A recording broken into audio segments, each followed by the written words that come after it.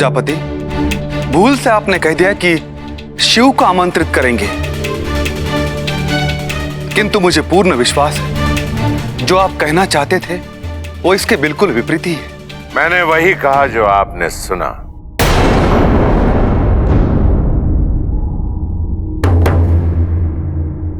और मैं अच्छी तरह से जानता हूं कि मैंने क्या कहा। किंतु कुछ ही समय पूर्व ही तो आपने घोषणा की थी कि शिव को किसी भी महामंडल में उनका स्थान नहीं दिया जाएगा, और आज आप स्वयं ही। हाँ, ये सत्य है कि मैंने ही शिव को महामंडल की सभा में स्थान ना दिए जाने का आदेश दिया था। प्रजापति, शिव के साथ संधि करने से अच्छा तो हम असुरों के साथ संधि कर लें। आपको मैं आश्वस्त करना चाहता हूं कि मेरे इस निर्णय का जब भी परिणाम आएगा, आपको भी उतनी ही प्रसन्नता होगी जितनी मुझे होगी।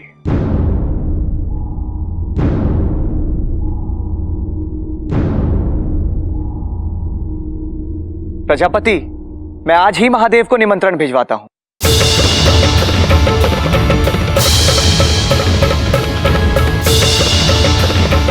दस दिन के पश्चात महामंडल की बैठक द्वारा हम एक नए अध्याय का आरंभ करें। हाँ हाँ, बस अब आ ही गया सभागृह। अरे नहीं, ऐसी कोई बात नहीं है। वो क्या है ना, चंद्र भी बहुत व्याकुल हो रहे होंगे यहाँ आने के लिए।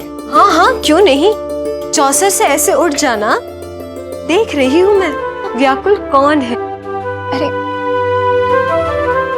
गति बढ़ाओ, अतिथियों के प्रस्थान द्वार तक तुरंत पहुंचना है। लगता है महासभा समाप्त हो गई।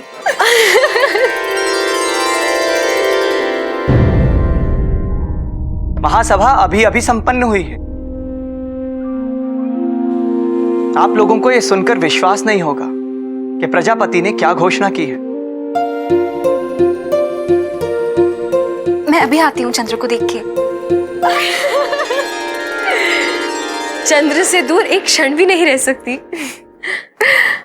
आप कुछ कह रहे थे पिताजी की घोषणा के विषय में। आज एक लंबे अंतराल के बाद प्रजापति ने एक ऐसा निर्णय लिया है जिसे सुनकर मैं ही नहीं अपितु सभी अतिथिगण प्रसन्नता से भर गए हैं। अच्छा, कैसा निर्णय?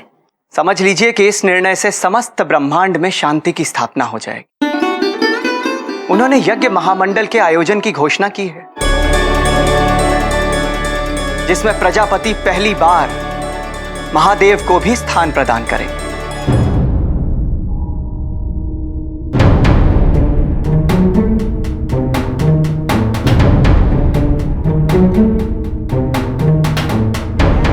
महादेव को? किंतु क्यों? क्या पिछले कुछ दिनों से सती और हमारे परिवार की पीड़ा का कारण महादेव नहीं है? और वो अभी अभी तो कुछ सामान्य हो रही है, शिव के प्रभाव से मुक्ति पा रही है, और पिताजी महादेव को ही आमंत्रित करने का निर्णय ले रहे हैं। ये तो मेरे लिए चिंता का विषय है। आप अपने पिता के इस निर्णय पर विश्वास कीजिए, और मुझे नहीं लगता कि यह कोई चिंता का विषय है।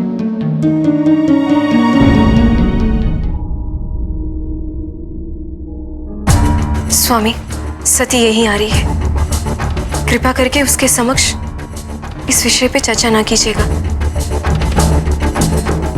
अरे, आप यहाँ? सभा समाप्त हो गई?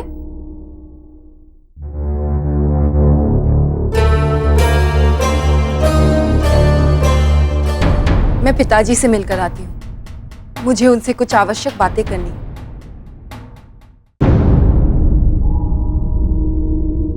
आज्ञा दीजिए।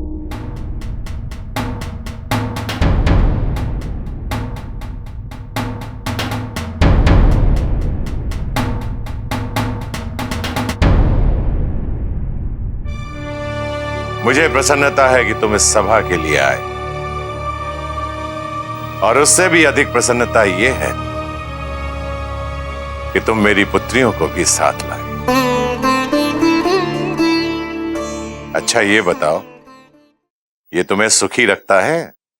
पिताजी, इनसे अच्छा और कोई हो भी नहीं सकता। इतना सुख दिया है इन्होंने हमें। इसीलिए पिता का घर याद नहीं आता है, पिता को निमंत्रण भेजना पड़ता है।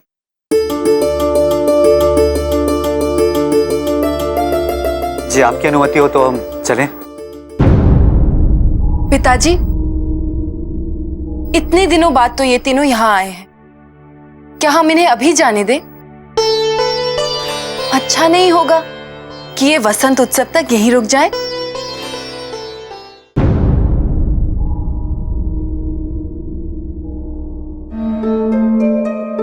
लेकिन मुझे तो शीघ्र ही महामंडल के लिए प्रस्थान करना हो। वसंतोत्सव का आयोजन कैसे करेंगे?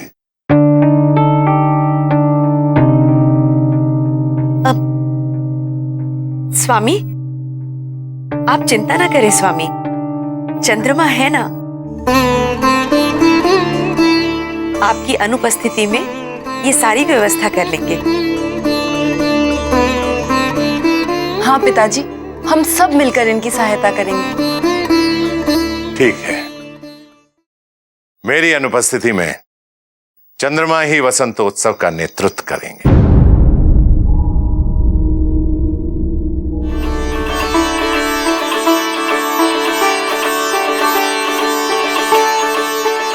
इसके लिए अनिवार्य है चंद्रमा का अभिषेक किया जाए। अमात्य, जय प्रजापति। सभी नगरवासियों के सामने आप इसकी घोषणा करवा दीजिए। जो आ गया प्रजापति।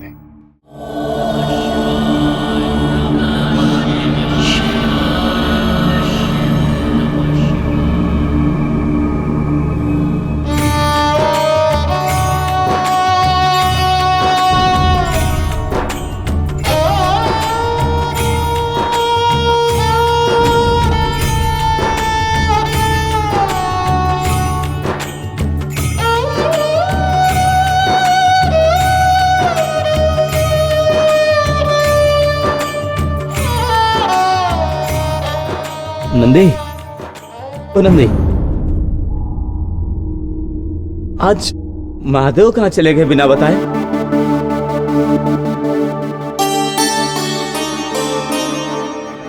नंदी, तुम्हें तो ज्ञात होगा, तुम तो महादेव के अति प्रिय हो।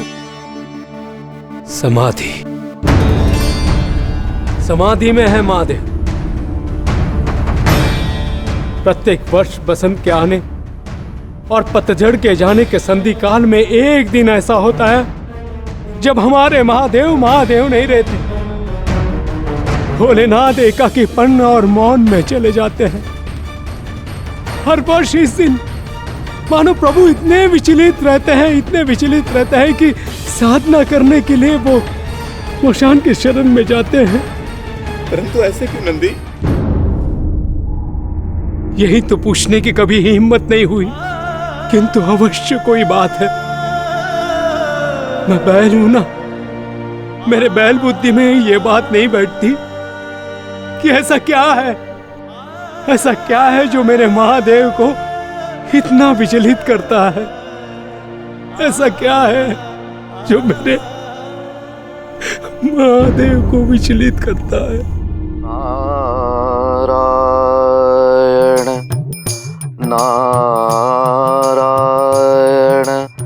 नारायण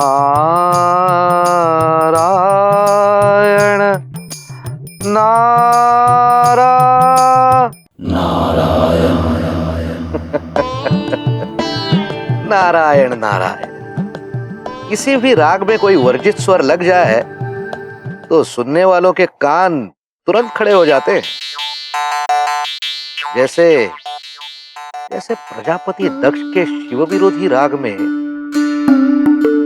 संधि के स्वर। नारायण नारायण।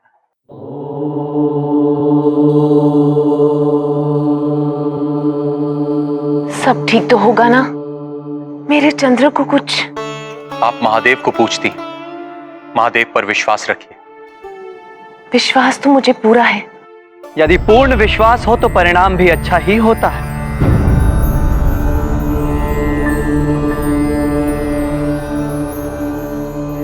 प्रणाम महर्षि।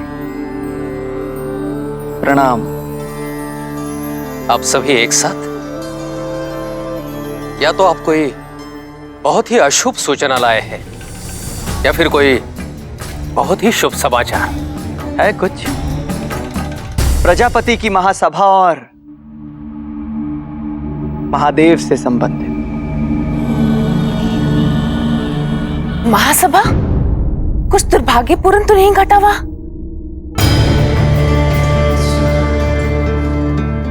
जब प्रजापति ने महासभा की घोषणा की थी तभी मुझे संदेह हुआ था कि वो कोई महत्वपूर्ण निर्णय लेना चाहते हैं और वो निर्णय महादेव से संबंधित ही होगा।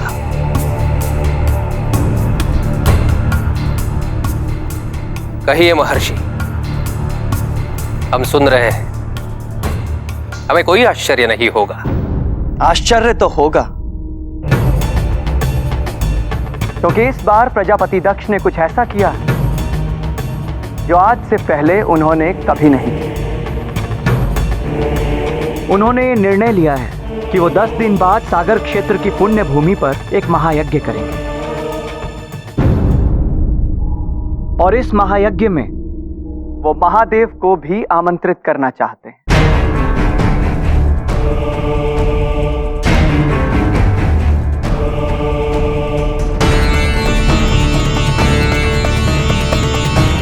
महादेव, ये आप क्या कह रहे हैं?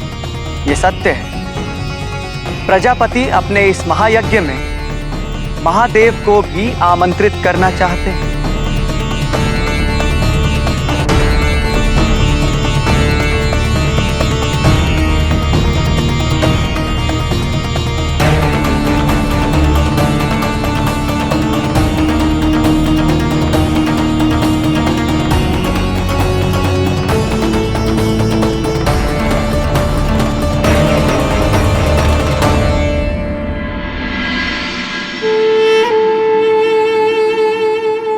ना मैं केवल प्रजापति का ये निमंत्रण महादेव तक ले जा रहा हूं, अपितु आपको आश्वस्त भी करता हूं कि इस यज्ञ में महादेव सम्मिलित भी होंगे।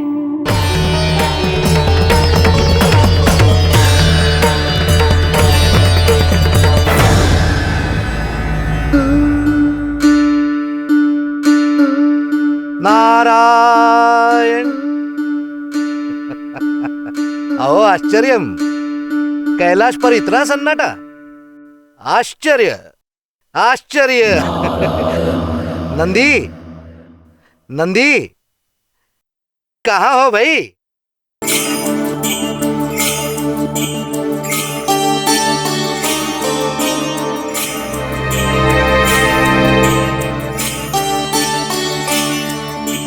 प्रणाम देवर्षि। क्या बात है नंदी? तुम्हारे चेहरे से तो लग रहा है यहाँ कोई बड़ी अशुभ घटना घटी है।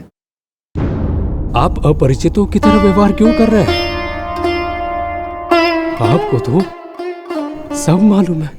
नारायण नारायण। देवर्षि, आपको महादेव की सौगंध। बताइए बताइए, क्यों आज के दिन महादेव हम सबसे दूर श्मशान में जाकर अकेले बैठते हैं? अरे अरे अरे नंदी, महादेव की सौगंध देकर तुम मुझे क्यों बंधन में डाल रहे हो?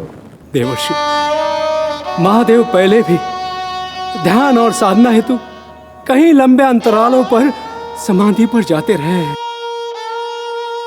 किंतु आज का ये दिन ऋतुओं के संधि काल में उनका एकाकीपन, उनका हम सबसे अलग रहना, और हमसे अलग ही क्या, वे तो स्वयं से भी अलग रहते हैं आज के दिन। देवर्षि,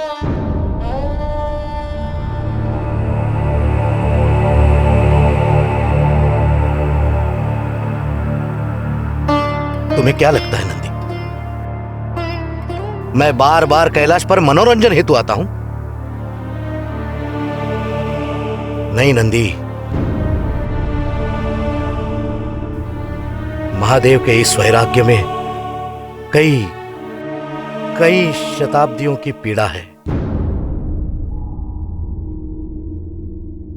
तुमने सही पहचाना था।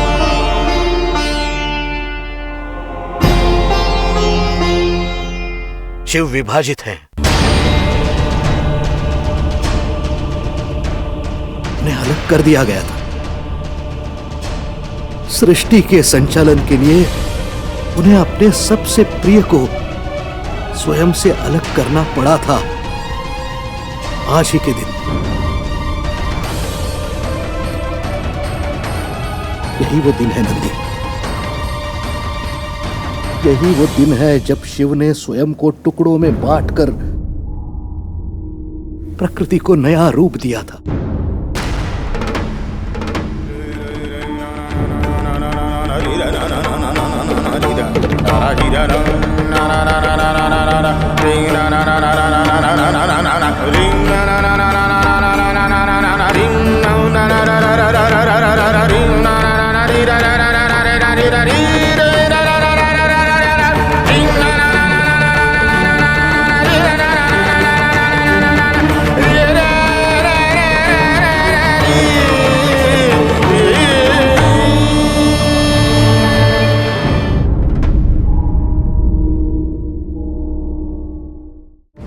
देवर्षि, कौन था वो जिनसे उन्हें अलग कर दिया गया था? बताइए देवर्षि, बताइए देवर्षि, बताइए।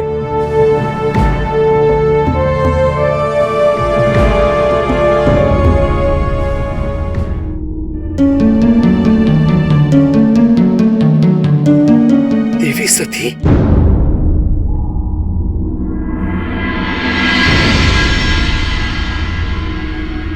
कहीं शिव से देवी सती को तो नहीं अलग कर दिया गया था? अवश्य ही देवर्षि ऐसा ही हुआ होगा, अवश्य। तब तो महादेव को आज नहीं तो कल इसकी अनुभूति अवश्य होगी, अवश्य होगी।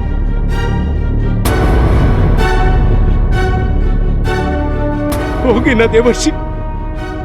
बताइए देवर्षि, होगी ना? नंदी, समय आने पर सब कुछ सामने आ जाएगा। देवर्षि, मेरे भोलेनाथ का अकेलापन दूर होगा ना? बताइए देवर्षि, मेरे भोलेनाथ का अकेलापन।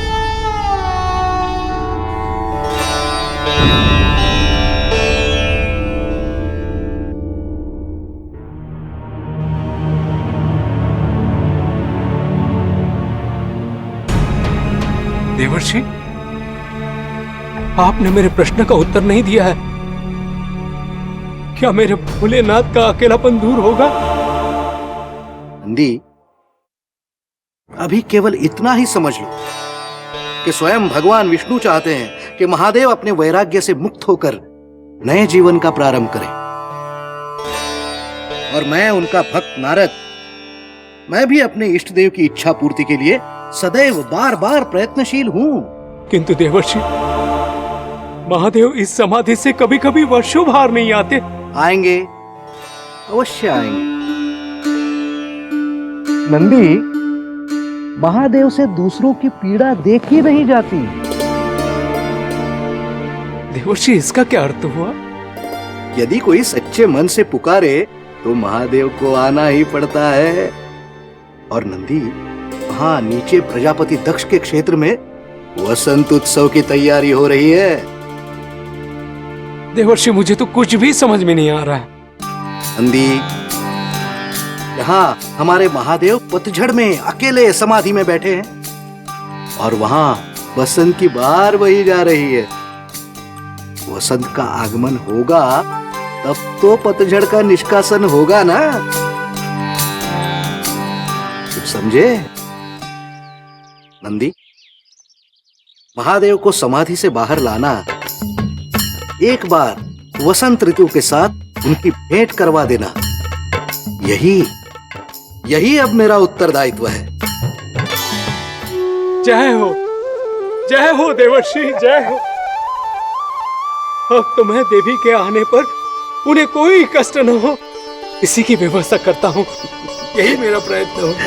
नारायण नारायण नारायण नारायण।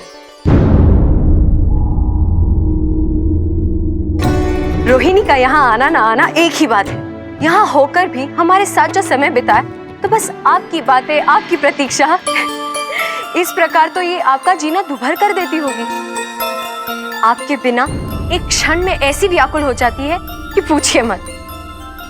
अदिति, इसे देख के लगता है जैसे चंद्रमा को रेवती के लिए समय निकाल पाना दुर्लभ हो जाता होगा। मैं तुम्हारी जगह होती तो दुखी हो जाती। पता नहीं तुम कैसे रहती हो।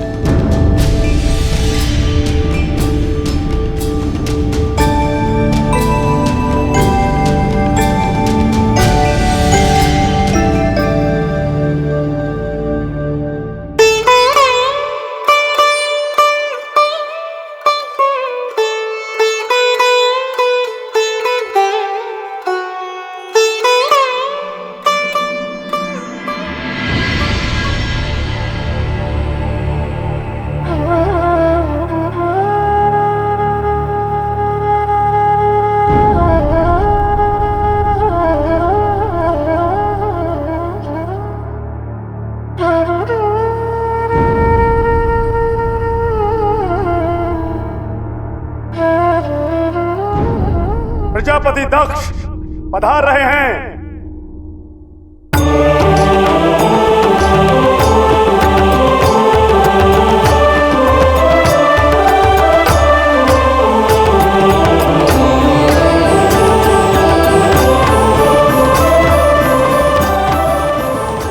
रेवती दीदी, आप जाइए। कहाँ? अभिषेक के लिए। चूंकि आप रोहिणी दीदी से बड़ी हैं, पहला अधिकार तो आपका ही बनता है ना। चलिए। हर बार बड़ी को ही अधिकार क्यों, छोटी को क्यों नहीं? पत्नी तो मैं भी हूँ।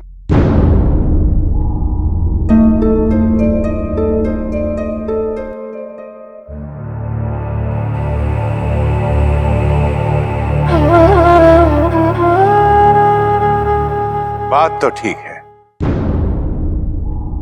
छोटी बहन होने से तुम्हारा अधिकार कम नहीं हो जाता। तुम ही आओ। और मुझे विश्वास है कि रेवती बड़ी बहन होने के नाते अपनी छोटी बहन के इस बचपने को समझेगी और बुरा नहीं मानेगी।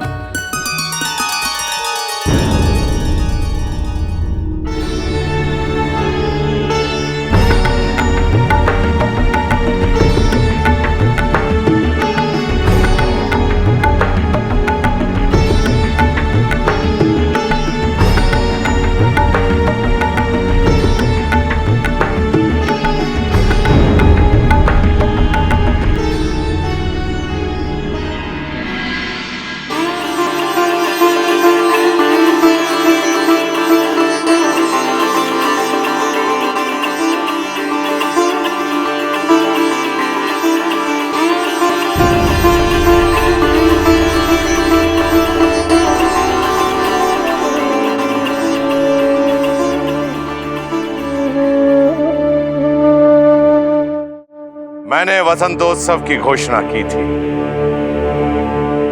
किंतु एक अत्यंत महत्वपूर्ण महामंडल की बैठक के लिए मैं बाहर जा रहा हूं। मेरी अनुपस्थिति में वसंतोत्सव का दायित्व मेरे जमाता चंद्रमा को सौंपना।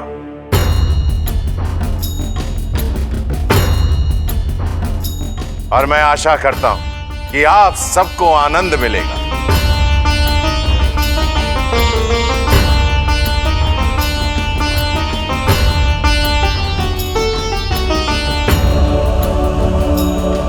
इन सब की मुस्कुराहट बता रही है कि इन्हें मेरे निर्णय पर पूर्ण विश्वास है और इस विश्वास को टूटने मत देना। आप निश्चिंत रहिए प्रजापति, जो विश्वास आपने मुझ पे दिखाया है मैं उसे कभी टूटने नहीं दूंगा। और तुम सब चंद्रमा की सहायता करोगी।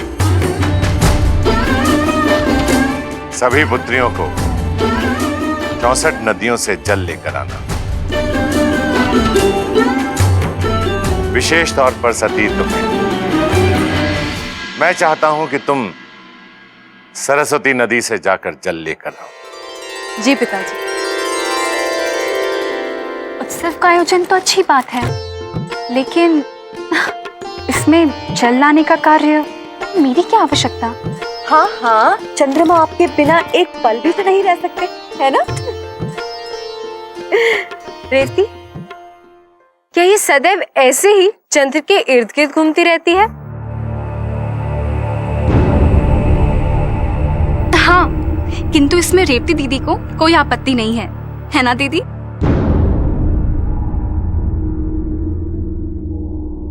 अच्छा, चल तो हम किसी भी नदी से लेके आ सकते हैं, सबसे पास वाली नदी से भी। किसी एक नदी से जल लेके आना अनिवार्य तो नहीं।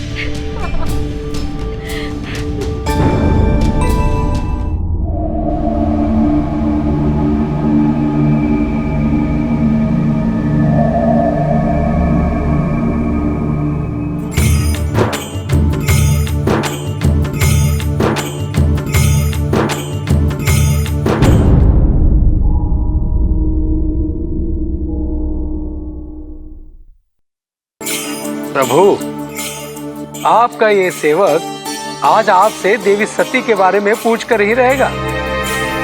भले ये नंदी आपके क्रोध का शिकार हो या आप मुझसे नाराज हो, किंतु मैं आपसे पूछ कर ही रहूंगा। देवर्षि नारद ने मेरी आंखें खोली है प्रभु। हाँ मेरे महादेव तो सदैव सबके बारे में चिंतित रहते हैं, किंतु मेरे महादेव के बारे में कभी कोई नहीं सोचता। किंतु प्रभु, ये सेवक केवल आपके बारे में सोच रहा है। आज तो मैं आपसे पूछ कर ही रहूंगा।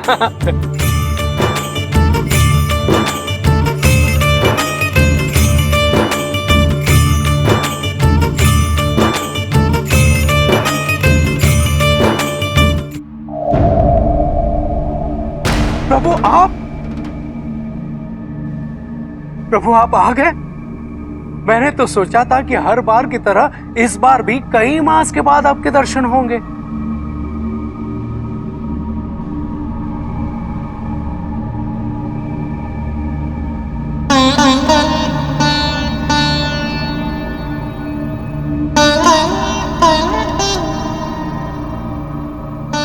प्रभु, भोजन।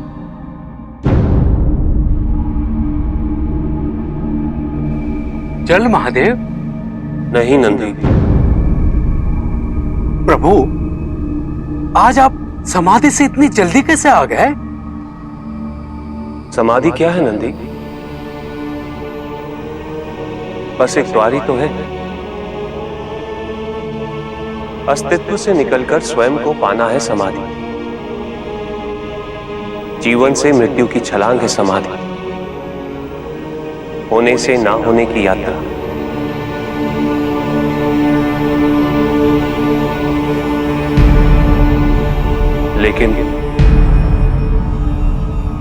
लेकिन आज कुछ ऐसा घटित हुआ, ऐसे संक्रमण ने मुझे घेर लिया था, मानो मेरे अंदर ही कोई और घटना चल रही थी।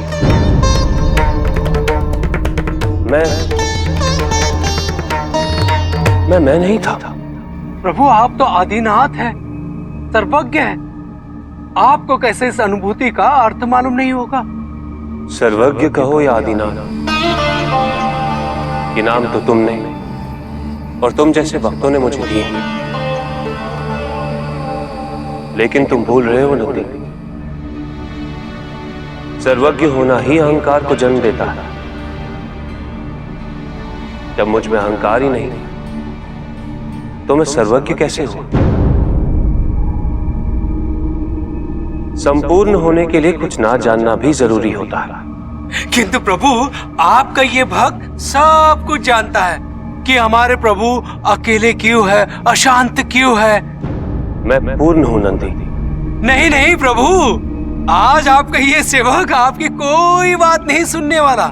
जिस अनुभूति को आप अपने जीवन में स्थान नहीं दे रहे हैं, वही तो संकेत है। देवर्षि नारद भी तो यही कह रहे थे। नारद आए, कुछ कहा और तुमने सुन लिया। ऐसी अनुभूति का मेरे लिए कोई महत्व नहीं। ये संक्रमण एक घटना मात्र है जिसका मेरी तपस्या और मेरी साधना पर कोई असर नहीं पड़ने वाला। मुझे किसी की आवश्यकता नहीं।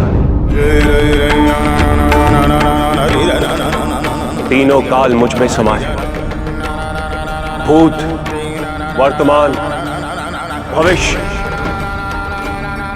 तीनों कालों के प्रवाह आते जाते रहे, किंतु मैं महाकाल हूं।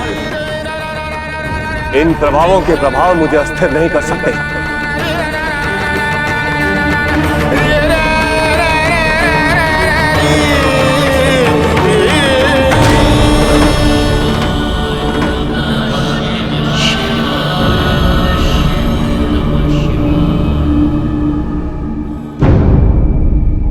अपने प्रभु को मैंने क्रोधित कर दिया, अपने महादेव से प्रश्न करने की भूल की है। प्रभु अब कभी क्षमा नहीं करेंगे। क्षमा महादेव, क्षमा।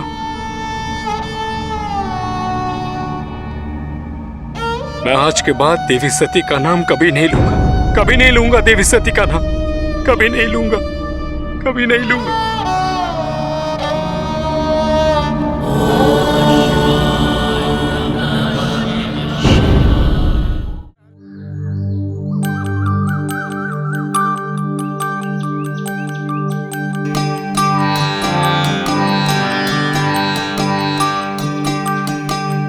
क्या हो गया है आपको नारद मुनि? वैसे तो दिन भर विचारों की वर्षा होती रहती है, किंतु जब सोचने की अधिक आवश्यकता है तब अकाल पड़ा हुआ है। कोई तो उपाय होगा महादेव और सती को मिलाने का। सोचिए सोचिए देवर्षि, सोचिए।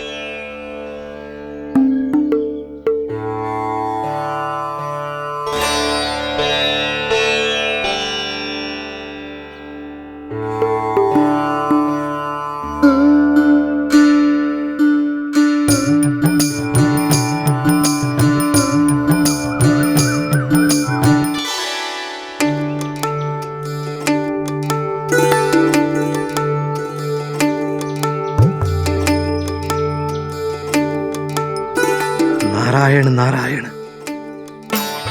देवी सती के दर्शन संकेत तो नहीं है कि मैं सही दिशा में सोच रहा हूं।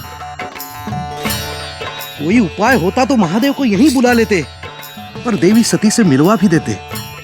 कोई तो उपाय होना चाहिए, कोई तो उपाय होगा नारद मुनि, कोई तो उपाय होगा। इन पहाड़ों में, इन पेड़ों में, इन पत्तों में, इन फूलों में, कांटों में, नारद मुनि कोई तो उपाय होगा।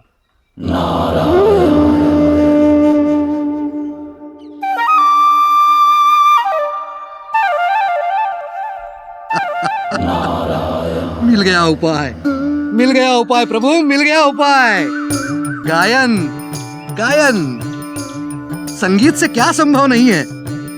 बस देर है तो एक ऐसे श्रोता की जिस पर मैं अपने कर्कश गायन का प्रभाव डाल सकूं। नारायण, मिल गया उपाय प्रभु, मिल गया।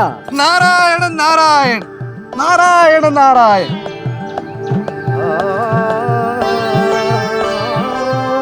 देखा देखा महादेव, आपको देवी सती से मिलाने के लिए क्या क्या करना पड़ रहा है मुझे।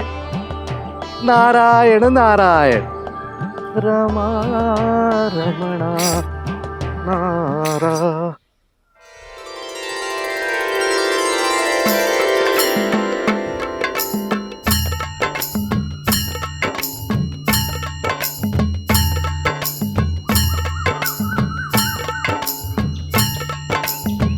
धन्य हो प्रभु, आपने तो मेरी सुन ली।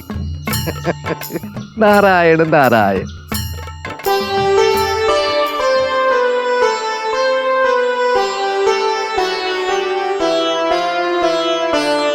नारायण नारायण। प्रणाम देवर्षि। नारायण नारायण। क्यों विश्राम कर रहे हैं? संगीत के साथ तो विश्राम और भी अच्छा होगा। नारायण नारायण। कुछ सुनाता हूं। नारायण नारायण।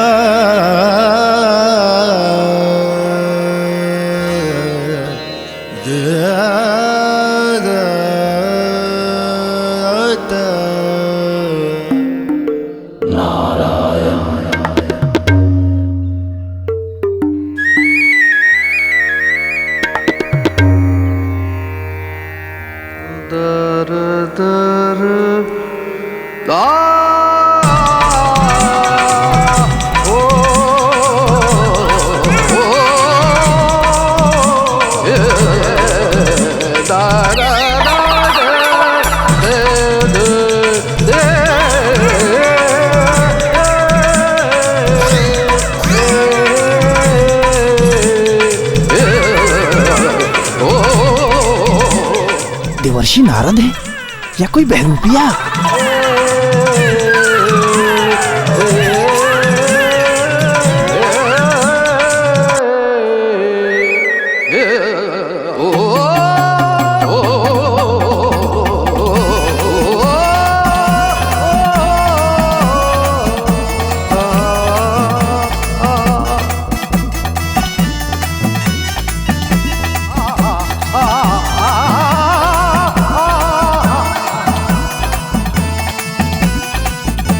तो सब सामान छोड़कर भाग गए। अब किसी और को ढूंढना ही होगा। किंतु इस वन में कौन और कहां मिलेगा? नारायण नारायण।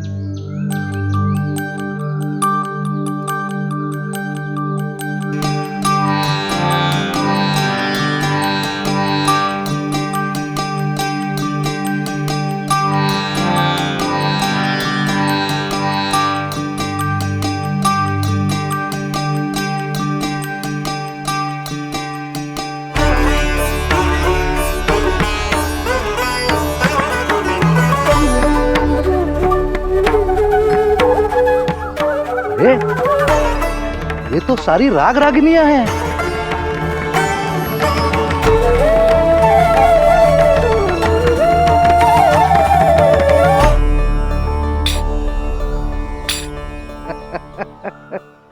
नारद मुनि, अब आपका काम हो गया।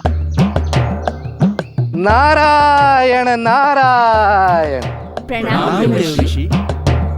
कहाँ जा रहे हैं? प्रजापति दक्ष के भवन से निमंत्रण है, वहीं जा रहे हैं। अच्छा अच्छा अच्छा अच्छा अच्छा, अब मैं समझा। देवी सती आप ही की प्रतीक्षा कर रही थी। अच्छा, पर कहाँ पर?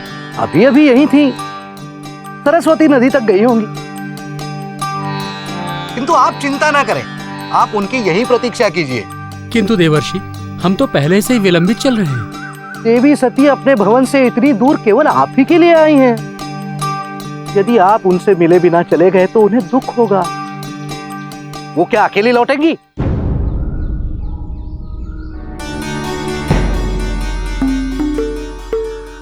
तो जब तक आप उनकी प्रतीक्षा करें, मैं आप सबको अपना गायन सुनाना चाहता हूं। आप जैसे श्रोता और कहां मिलेंगे? नारायण नारायण। अवश्य देवर्षि, अवश्य। ये तो हमारा सौभाग्य है। किंतु परंतु में क्या रखा है मेघ? अच्छे संगीत के सामने कुछ और महत्वपूर्ण हो सकता है क्या? आइए आइए, मैं आपको अपना संगीत सुनाता हूं। आइए। नारायण नारायण नारायण नारायण।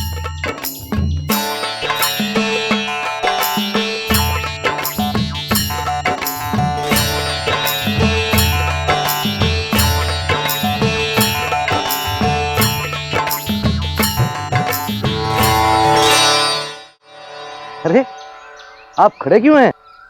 प्रसाद ग्रहण कीजिए। बैठिए बैठिए।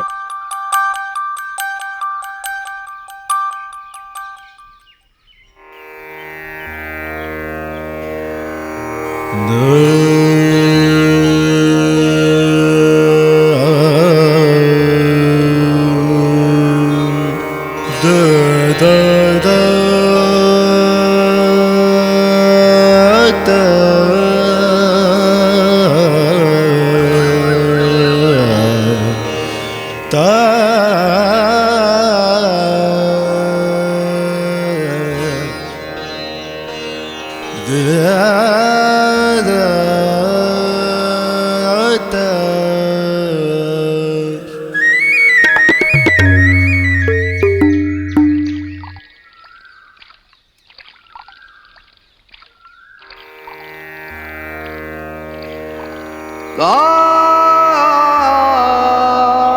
ओ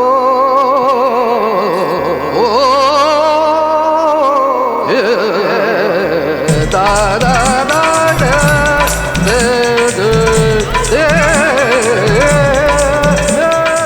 आज देवर्षि को क्या हो गया? ये ऐसे क्यों गा रहे हैं? यदि हम इन्हें इसी तरह सुनते रहे तो संगीत भूल जाएंगे। कुछ तो गड़बड़ है, चलो भाग लेते हैं। अरे ये देवऋषि है, अगर हम गए तो इनका अपमान होगा। पर ऐसा गायन सुनकर तो हम सब उठ भी नहीं पाएंगे।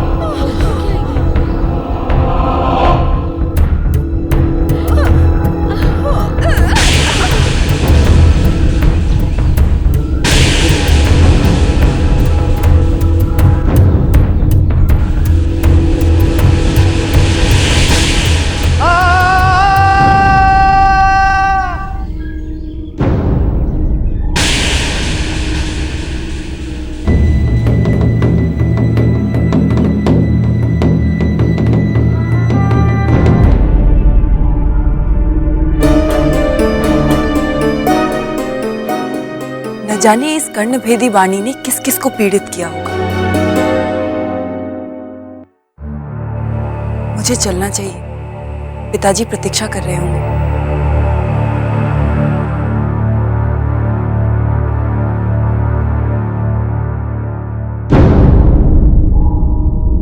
ये क्या हो गया तुम्हें?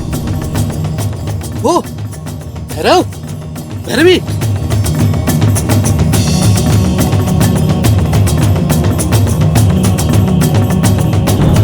चल चल चल चल चल, चल।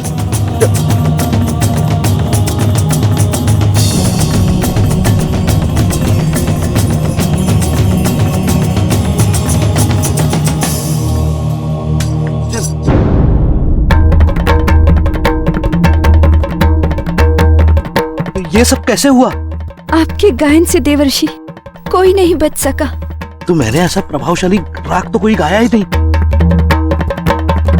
अब मैं ऐसा कौन सा राग गाऊं जिससे ये जैसे जीवित हो जाए? दया कीजिए देवर्षि, दया कीजिए, बस अब और नहीं।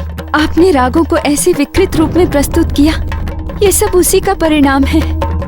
अब हमें केवल महादेव ही बचा सकते हैं। भगवान शिव को बुलाइए, भगवान शिव को बुलाइए, भगवान शिव को बुलाइए।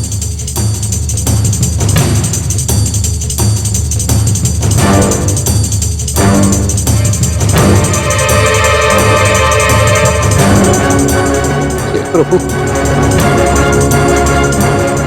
प्रभु इनकी रक्षा कीजिए।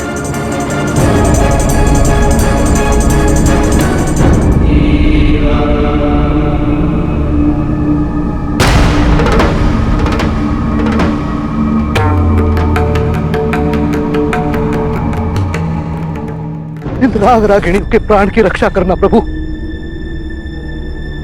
रक्षा करना। इनके प्राणों की रक्षा कीजिए प्रभु,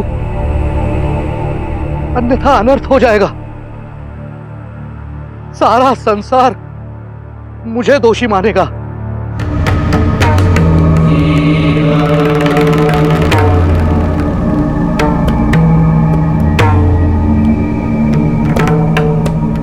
यदि इनका अंत हो गया तो संसार से संगीत का अंत हो जाएगा।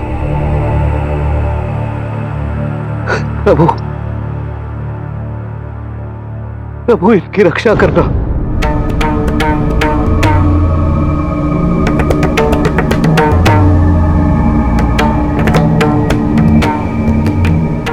उनके प्राणों की रक्षा करना प्रभु।